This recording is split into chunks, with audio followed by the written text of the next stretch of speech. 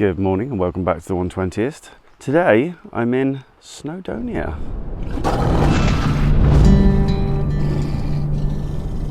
I'm up here for a family holiday and I've managed to sneak out early one morning to go and do a bit of landscape photography.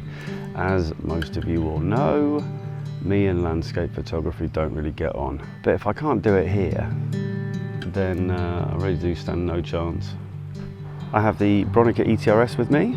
I told you that you'd be seeing more of that camera. I'm going to have a little wander around this lake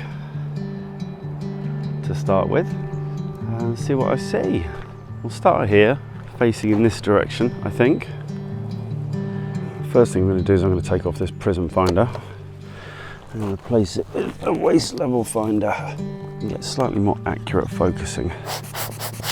The next thing I'm going to do is I'm going to take off the 40mm lens and we're going to put on the 75mm. We'll do an infinity focus, we'll take it all the way down to f16 and let's do some light meter readings. Got the Ravenni Labs spot meter with me this morning. Kodak Gold 200 in the camera, mainly because that's what I was shooting yesterday, the 60th. Alright, let's start with that. Here we go, 3, 2, 1.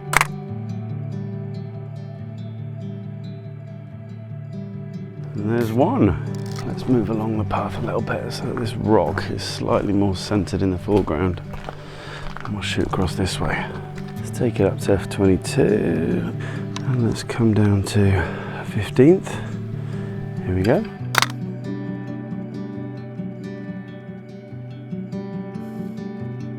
I'll carry on around here a little bit and see what else there is to see. I drove past a really lovely stream on the way up which looked fantastic. No sunshine there and unlikely to be any sunshine until this afternoon, but a nice scene. So we'll go and have a look. So, this is just crazy. What a place. Breathtaking. The water is crystal clear. Incredible to think we have all this on our doorstep. Bridge over the stream here. The colours in the stream. Let's see if we can do anything with this. If anything, it's kind of it's almost a portrait orientation. I wonder if it's worth trying that. Let's see if we can make this work. And we're all set up.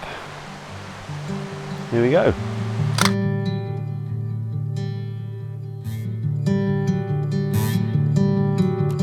Let's walk across the river and see what we see over there.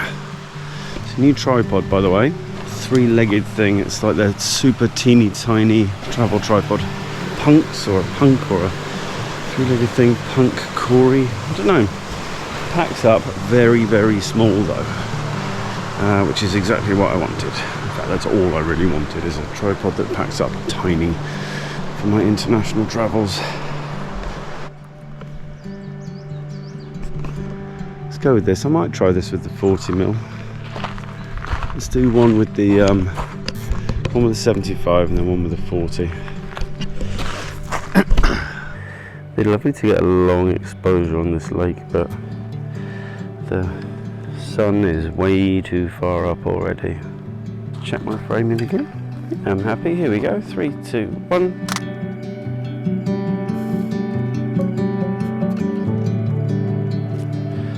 And let's wind on. Let's put on the 250mm. That should kill some light. 250mm lens on. I bought this for wildlife, obviously. There is some wildlife about, actually. As I said, wildlife. There was a duck that quacked at me, so it might be worth a look. Didn't bring the doubler with me this morning. Alright, let's see what we see with this anyway. I'll try and get that duck. He's coming this way. Let's ask him for it. Come on then, duck.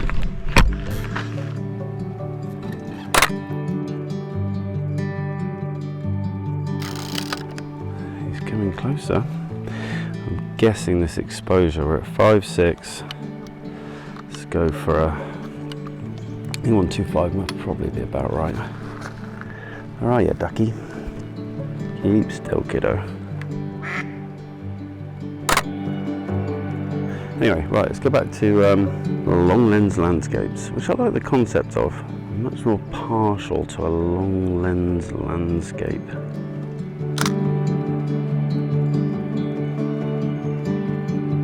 I think I should really get one on the super wide on the 40mm before I leave this spot.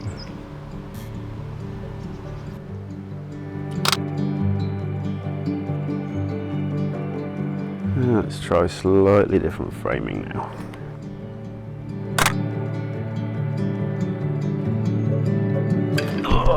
And that is the end of the film here by this beautiful lake. So that's a good moment to move on. I'll go and change the film in the car and head over to that stream. I have half an hour remaining on my time, my free time. Got an hour basically before my wife gets really angry with me. Right then, this is the next location, very different to the first. We've got a very fast flowing stream, but still in full shadow for the moment, although the sun is rising in the sky. So we're going to try and do some longer exposure, you know, kind of smooth water flowing typey thingies. I'm going to try and keep out the sun because I won't be able to do any longer exposures with this bright sunlight. So I'm going to wander down that way a little bit. I'm going to swap, because I'm staying out of the sun, if you look here in the shade, hard to tell on this camera, but there's not much colour. So let's go black and white. Let's go for kind of contrasting kind of sharpness and blurring with those slightly longer exposures. I think I've got a roll of FP4 in the bag, so we'll go with that. I'm going to change back to the 75mm lens initially, although I may put on that 250 again and really try and kind of isolate small frames. Start with the 75, start with FP4. I'm running out of time. I've got, oh shit, actually I've run out of time already. Right, I've actually realised that I have basically run out of time already. I've probably got about 10 minutes, maybe. So there is not time to execute more than one plan. There is only time to execute one plan. So let us do that. So we're going with the 250. I actually found some Kentmere 100 in the bag, so I've loaded that. I'm just going to isolate small frames and run some long exposures on them. I really want to get over there. Let's do that, shall we? Wow, that's slippy. I knew it would be. Okay, we're over though. Okay, and let's isolate some frames. Let's go on with this. We're going to go with F22. We close this down to half a second. And let's go for it. 3, 2, 1. Let's go for F32, same frame. And let's go for 2 seconds. Here we go. Might be overexposed, but it'll be okay. 3, 2, 1.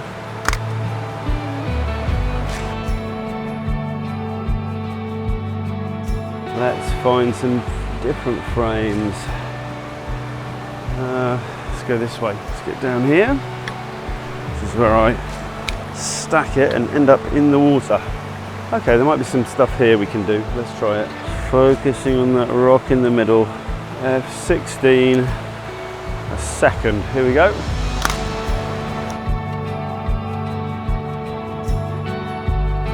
Let's turn and focus over there. Let's give it 3, 4 seconds. Here we go. 3, 2, 1.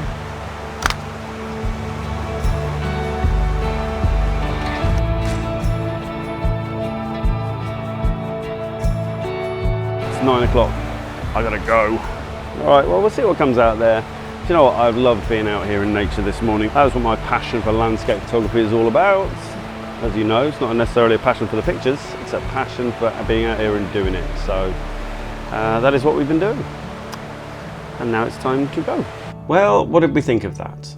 I had a lovely early morning out in nature. That is definitely, there's a huge appeal for me of being out in nature and enjoying being alone in places like that. And that was spectacular, you know, standing on the shores of that lake in between taking photographs and filming that video was magical. And I had some lovely moments. But I also want to combine it with taking photos. And some of those were good. I was very happy with the results of some of those. Am I going to rush to print them and put them on my wall? Nope, definitely not. They're just not very exciting. They're not very interesting. I'm just not that way inclined. I guess I'm not that interested in putting landscapes up on my wall. So why am I taking them? It's a good question. I was happy with the results. Don't get me wrong. I think those images look nice. They depict a beautiful scene, a sort of a calmness. Where I kind of played with stuff, that was kind of interesting. Using wider apertures for a shorter depth of field and then focusing, for example, on the rocks and allowing other things to be out of focus. That created an interesting effect, and that's something that I could mess with in the future. But I think the positive to be taken from all this is that I feel like my landscape photography has progressed a step, in that I think that just taking photos of pretty scenes with not much to them other than there being kind of an accurate portrayal of something which is beautiful anyway, and is quite flat. And I mean, whenever you read about the kind of technical aspects of landscape photography, there is always talk about foreground and composition and storytelling within the image. So these are all the basics. This is not news. I'm not like, you know, reinventing the wheel. I'm not discovering stuff that no one's ever talked about before. But I think that for landscapes to be of interest to me, so for example, if I had managed to get that duck properly in focus and caught it at an ideal position passing through frame, would that have turned that photo into just the most amazing thing that I've ever taken? And I would say no, not in my eyes. That probably would make it appeal to a lot of people, but not really to me. So this is great. I am progressing in my understanding of what it is that I want to do as far as landscapes are concerned. And one of the big things I think for me is a human angle to these landscape photographs, people in them, human activity, historical human activity maybe. And so that is what I should go looking for. So that's going to be the next trip out. Good news is the Bronica ETRS really performed well. Loving that camera, really enjoying using it at the minute. It was the trip out gave me everything else that I wanted from it. You know, I got away from the kids for an hour. I had a little wander around a really stunning part of the world, and I had those moments of, you know, calm and serenity in my brain, which is what I want from my landscape photography. So lots to take from it. Interesting trip. Let me know what you thought of those photos. Are they interesting? Are they good landscape photographs? Are they the sort of thing that you would put up on your wall? You know, I think this is obviously photography, and especially when you're getting into this kind of photography, it is an art form, and it becomes very personal. And the decision on whether a photograph is good or not good is entirely up to me. Is it what I intended? Technically, yes. I think technically those images were fine. They were correctly exposed. They were composed fine, and they were in focus and all the rest of it. So technically, nothing wrong with them.